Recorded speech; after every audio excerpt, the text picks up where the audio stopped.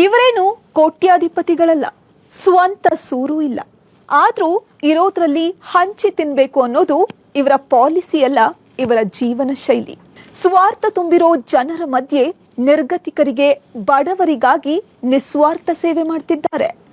ಇದು ಒಂದೆರಡು ದಿನಗಳಿಂದ ಮಾಡ್ತಿರೋ ಕಾಯಕ ಅಲ್ಲ, 19 ವರ್ಷಗಳಿಂದ ಎಂಥದ್ದೊಂದು ಸೇವೆಯಲ್ಲಿ ತೊಡಗಿಸಿಕೊಂಡಿದ್ದಾರೆ. ಬಡವರ, ನಿರ್ಗತಿಕರ ಆಪತ್ ಬಾಂಧವರಾಗಿದ್ದಾರೆ. ಅವರೇ ಇವತ್ತಿನ ನಮ್ಮ ಬಾಹುಬಲಿ, ಹುಬ್ಬಳ್ಳಿಯ ಕರಿಯಪ್ಪ ಶಿರಹಟ್ಟಿ.